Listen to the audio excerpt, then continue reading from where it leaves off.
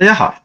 精彩的这个12月份一晃就要过去了，寒冷的2021年同样也是要走进历史了。这个世界充满了各种的未知和阴暗，也同样充满了阳光与期盼。所有的灰心和绝望都会埋进冰雪当中去了，而所有的温暖和希望都会在春天之中发芽和成长。风起洛阳和王一博，谁是凶手和赵丽颖，同样也为各自的粉丝们揭开了来年的憧憬和遐想，因为他们各自的演技已经唤醒了下一个的春天，他们各自的转型已经成功的成为了无限的可能了。即便还会有人继续的批判王一博面瘫云云，也还会有人继续的质疑赵丽颖学历等等，只是你永远无法叫醒一个装睡的人，但你却是可以叫醒自己装睡的灵魂。今天新闻就带着您一起走进另外一个不同的视角，去发现另外一个有趣的灵魂。如果您一路都在关注能量达人赵丽颖和王一博的话，您或许更加的期待他们能够开开心心的把握机会，奇妙的再续佳话，成功的也蛮得奖。那么热爱阳光和正能量的您，千万别忘了继续的点赞、鼓励、支持和示爱，并留下您满满的祝福和心愿。因为爱和陪伴永远都不是一句话，而是一份坚持和一个行动。菜根谭的第一卷当中这样说道：道者应有木石心，名相须具云水去。大致的意思就是，凡是尽德修业磨练心性的人，必须要有一种木石般坚定的意志。若对外界的荣华富贵有所羡慕的话，就会陷入到物欲的网络当中了，被钱财所困惑了。凡是治理国家服务大众的政治家们，必须也要有一种形同行人流水一般的淡泊胸怀。假如内心产生出了一种贪图名利的念头，就会陷入到危机四伏的万恶的深渊当中去了。风起洛阳当中关于百里弘毅的描述有些类似的说法，也就是说，百里弘毅工部尚书之子，神都第一名涛，木石之心，一柄之人。因此在这部剧当中，木石之心被用来形容百里弘毅专注于自己喜欢的美食和百工之术上，对功名利禄、美人娇妻一切都视而不见。因此这让他在世俗的眼里显得不通人情世故，而且还冷酷无情。所以说对于黑粉来说，更加是上佳的抹黑口实和题材了。其实百里弘毅那种外表上看似不通人情、冷眼看事的态度，实则只是不愿意把自己的精力浪费在那些他个人认为不值得的人和事上面，并非只待百里就是一个无情之人。因此人设立定百里弘毅的冷淡与王一博的本尊，在某种程度上、某种角度上来说，还真的是合二为一了。这大概就跟不少人一直都在说的关于王一博的坊间3个字有关吧。那么这是哪3个字呢？也就是说，王一博一直以来都给人一种与别不同的钝感力。那么何谓钝感力呢？钝感力这么一个词儿，其实起源于日本作家渡边淳一的个人的发明。按照他的解释，钝感力可以直译为感觉迟钝的内在的力量，也就是说，能够从容的面对生活之中的挫折和伤痛，能够坚定的朝着自己的方向负重和前行。它其实就是赢得美好生活的一种特别的手段和终极的智慧。渡边淳一认为钝感力不等于迟钝，他强调的是一种遇到困难和险境的时候一种超长的忍耐力，是一种厚着脸皮对抗整个世界的防御的能力。而从另外一个角度上看，它反而是一种积极向上的人生的态度。因此不得不提的就是钝感力有5项刚需的铁律。第一，要迅速忘却不快之事；第二，要认定目标，即使失败仍要继续挑战；第三，要坦然面对流言蜚语；第四，要对嫉妒讽刺常怀感谢之心；第五，是要面对表扬不要得寸进尺，不要得意忘形。这5项的铁律说易行难，大家伙儿听听就好了。比方说，对于讽刺要感谢，这就马上就能过滤掉 99% 的人了，因为要感谢别人的讽刺，这妥妥的就是一种大脑坏掉、好坏不分的犯病前奏了。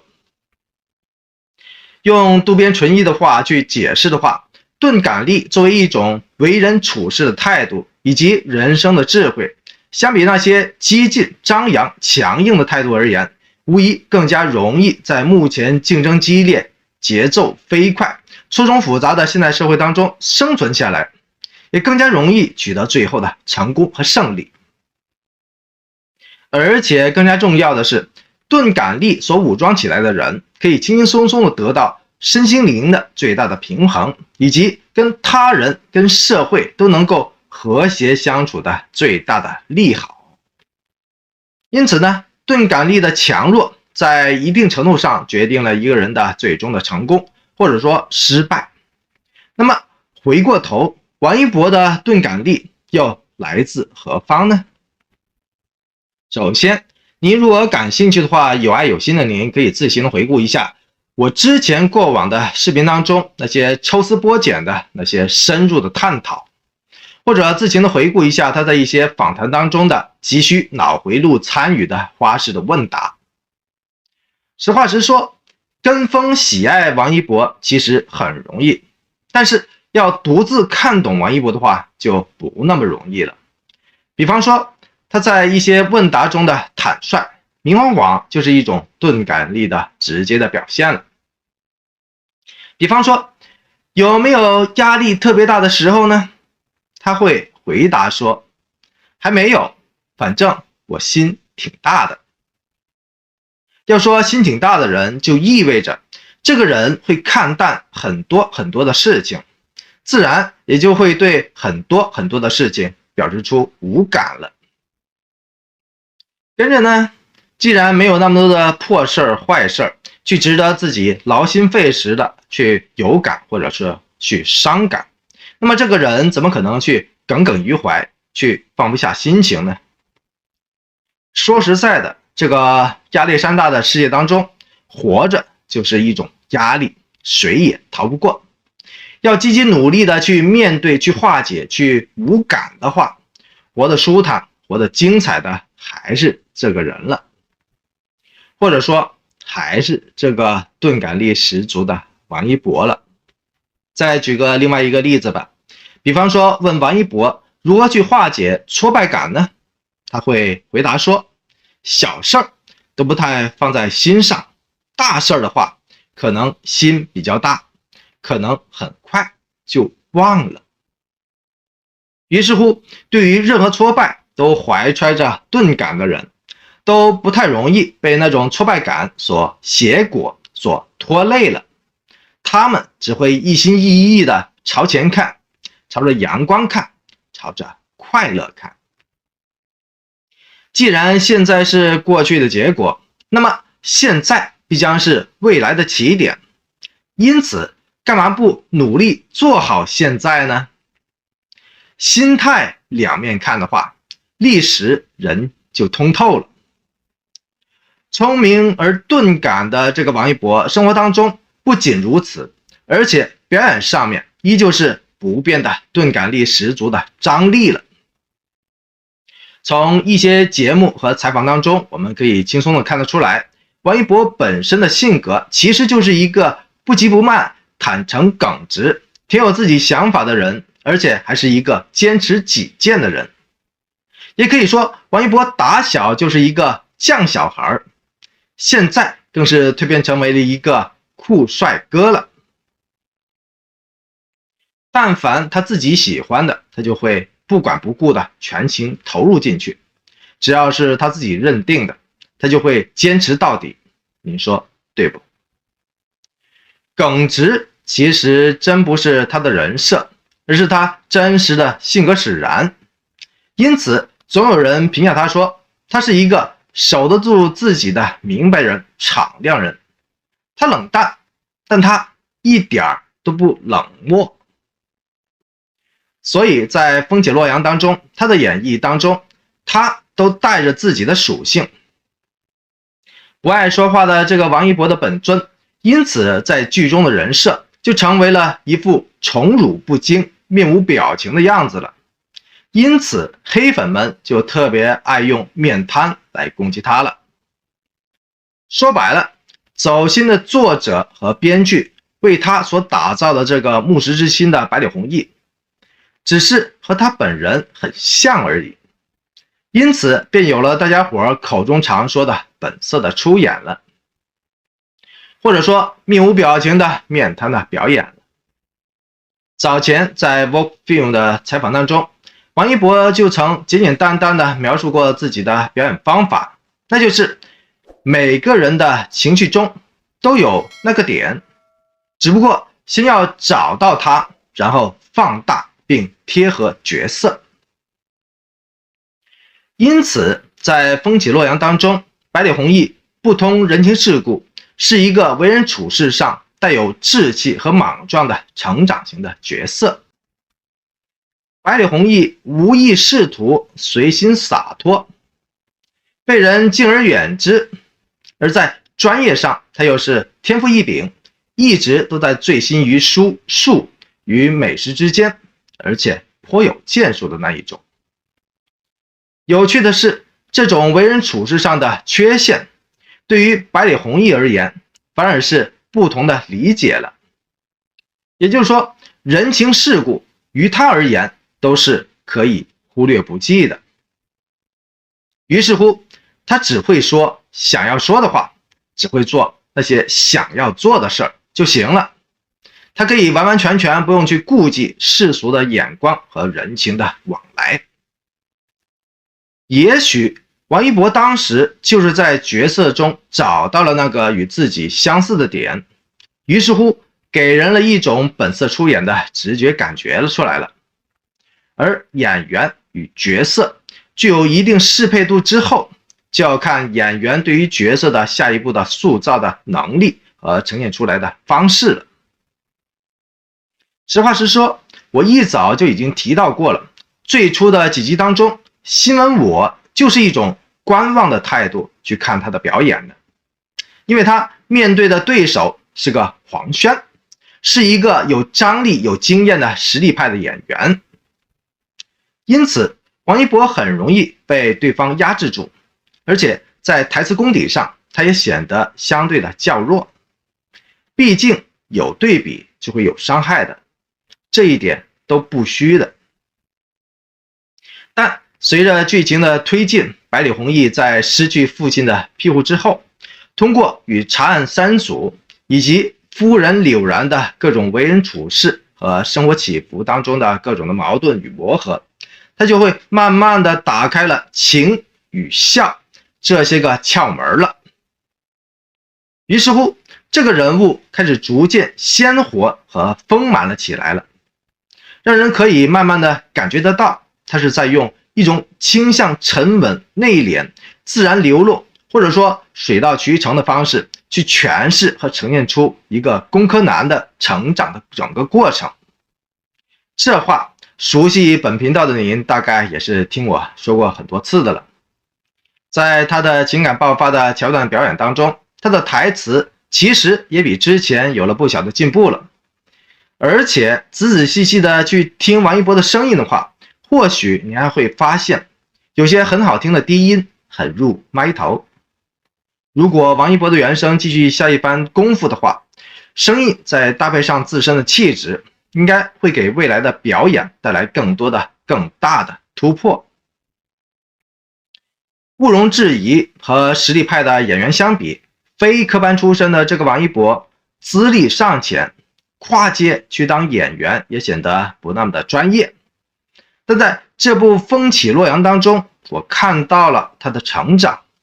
至少他成功的把不少人带入到了百里弘毅的这个角色当中去了。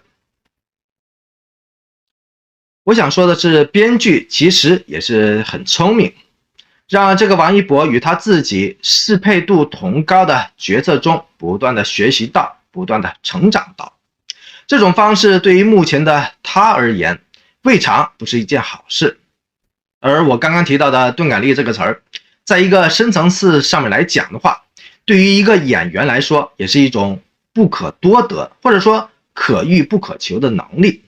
这种能力会让人更加的专注，也同样让王一博更加专注于表演的本身了。先专注于干好一件事，然后再寻求下一个突破。对于一些人来说，这就是妥妥的人生的捷径了。更何况对于这个对表演非常有野心的王一博而言了。王一博对表演有着自己的独特的理解和魅力，他没有受过专业学校的专业的训练，这反倒让没有学院派背景的他，演技上没有受到条条框框的各种的约束。王一博现在的表演非常的自由和百变，现在的他还在不断的尝试各种的角色，去适应各种不同的演绎方式，去寻找自己最佳的状态和那个最佳的点。如果您热切的期待王一博的演技被完全释放出来的那一刻的话，不妨在评论区当中大力的甩出钝感力这3个字，因为即便暂时看不懂他的表演也没有关系，没有问题，只要看得到他的努力和他的野心，就能够顺顺利利的领悟到一个真实酷盖的最真实的成长了。日前，赵丽颖、肖央、董子健联合主演的《谁是凶手》已经快要接近尾声了。该剧一开始就成功的吸引了100万观众的追捧和关注，随着目前的热播，已经渐入佳境了，更加的引发出了悬疑剧的观看的热潮了。那么，现代人为什么会如此青睐这种悬疑剧呢？或者说，准确来说是网络悬疑剧呢？到底是什么样的一个内容值得大家像我刚刚所聊到的那3大巨星一样，每天都在心心念念，每天都在热切的期盼呢？话说，情节单一的偶像剧，还有那些争吵不断的家庭伦理剧，很多的剧种已经不再像过去那样继续的吸引剧迷了，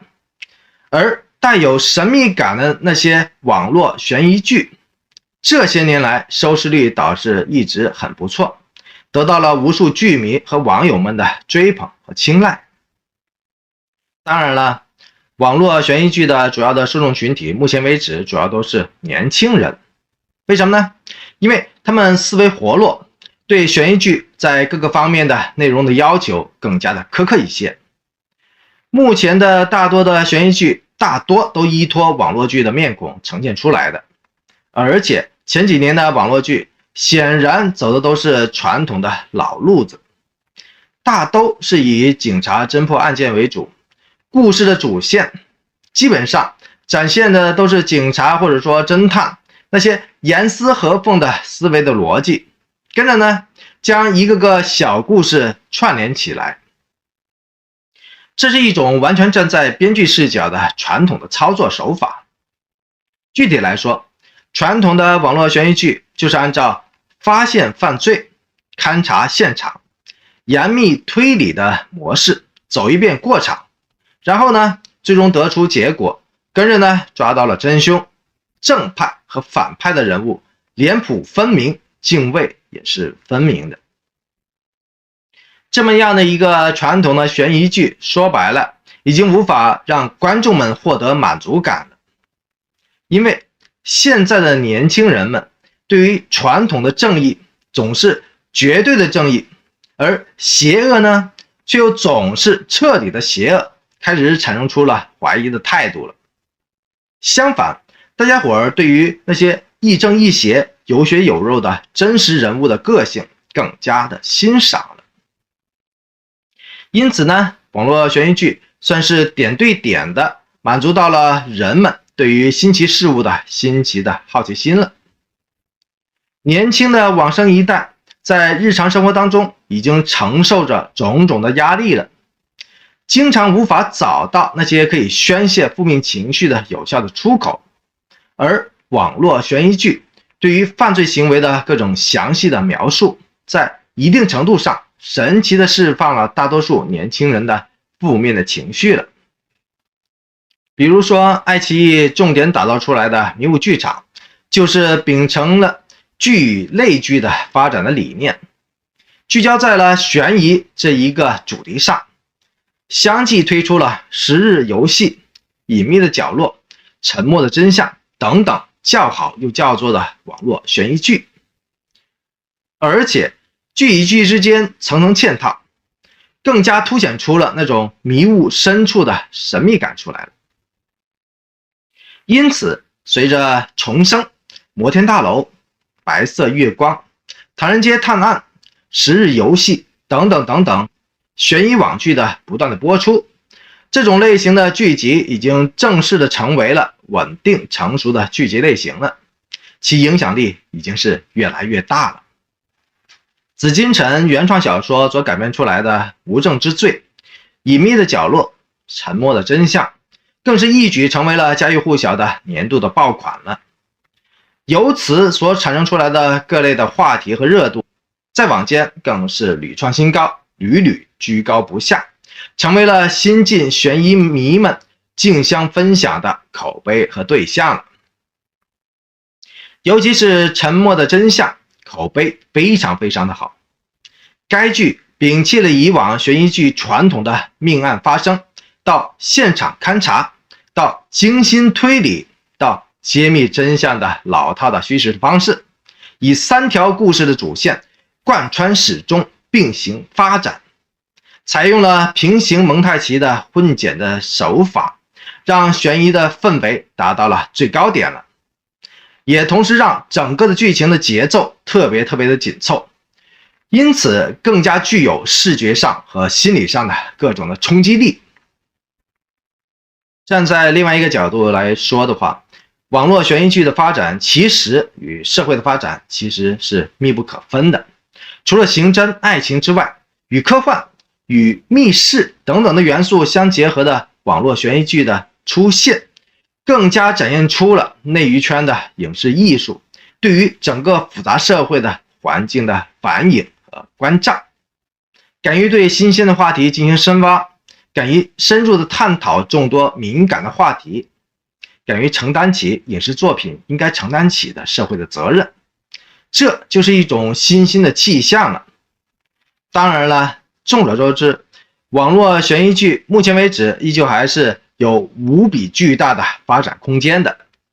例如《沉默的真相》当中，昔日那个阳光帅气的检察官江阳，为了查案居然丢了工作，跟着进了牢房，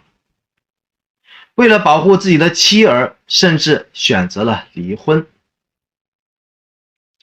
肺癌晚期的他最后决定以结束自己生命的方式去换取真相的大白，这种的真实感相当的震撼。于是江阳的朋友以及曾经的教授、律师、刑警、记者们，这些不同的职业、不同身份的人们，无奈的选择了一种必须剑走偏锋的方式，去帮助这个江阳去完成他的遗愿，去告慰所有的亡灵。这些极为伤感的不容易和千辛万苦，让新闻我曾经看得一度的泪眼朦胧，那种深深的无奈尽在不然之中。到最后，当真相被揭开的时候，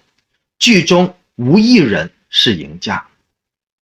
这种超写实的画面感让感同身受的观众们无不唏嘘不已，感慨万分。现在正在热播的这出《谁是凶手》，同样的让剧迷观看的时候都能够感受得到十足的压抑感出来。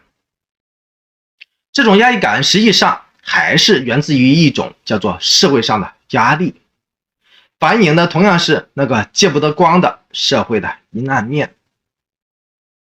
因此，谁是凶手的大结局极有可能跟沉默的真相一模一样，让所有化身此情此景的人们一道唏嘘感慨，遗憾不已。当然了，值得一提的是，网络悬疑剧还有一种相当奇特的破防共情以及疗愈的功效，您或许真的没有留意到，那就是于细微处它可以发挥一种心灵治愈与人文关怀的功能，这需要大家伙一起细品，去细品。因为随着社会的发展与时代的进步，人们的生活节奏飞速加快，工作与生活的压力更是百上加斤，日益的加大。人们内心的焦虑感和万般的无奈感，往往都会难以得到很好的释放和宣泄。为此，优秀的悬疑推理类网络剧就可以成为一种宣泄的出口了，让那些生活面临困境、工作处处难题的观影的受众们可以轻松地产生出共情破防出来，或者说产生出一种无言却又有力的慰藉感出来。这些年来，网络悬疑剧不断的发展迅速，不少赢得了口碑，而且正在吸引着更多年龄层次的剧迷的加入，这将为网剧高质量的发展奠定下坚实的基础。长江后浪推前浪，现在的年轻的剧迷们已经拥有了很高的鉴赏的能力了，对悬疑剧的情节上的起承转合，以及逻辑上的推理严密性，还有演员表演的准确性等等的方方面面，都有着越来越高的要求了。未来网络悬疑剧的创作也注定会越来越难了，质量要求当然也是越来越高了。正如我在《谁是凶手》开播的时候反复提到的那个新剧集的老问题了，也就是编剧的局限性。无论如何，如果您在《谁是凶手》这部赵丽颖转型的网络悬疑剧当中看到了一个完全不一样的赵丽颖，并且为此重新爱上了这个转型成功的赵丽颖的话，不妨大力的在评论区当中打入最深的爱这4个字，因为带最深之爱去做最小之事，爱会积聚天上，并会发光发热。怀出世之心去行入世之路，才会初心不改，远离小人与欲望，走进温暖与阳光。最后，您无论是喜爱赵丽颖，还是喜欢王一博，或者衷心的祝愿于斐夫妇王炸 CP 依然能够命格重聚，野蛮拿奖，都欢迎您大声的点个赞、鼓个励、加个油或者喝个彩，因为您的所有的爱心、鼓励和支持，既是给出去的无形的能量，同时也是接过来的无形的能量。这些无形的能量可以汇集成为流动的长河，成为了可以浇灌天地人间的最大的能量场。这种能量场川流不息，从地上到天上，从天上再到人间，可以点亮了所有的黑夜，可以带来了全部的希望，更让施比受更加的有福了。赵丽颖、王一博都是活水流动的能量的输出体，您同样也是，您的爱和祝福更是汇集成江河的每日的小溪流。所以爱就请全心的爱到底，说就请大声的说出来。同样的，我也热烈的欢迎您继续的点赞、鼓励、订阅、转发和支持本频道，因为这里面有爱、有光也有盐。多谢您的一路的陪伴和宝贵的时间。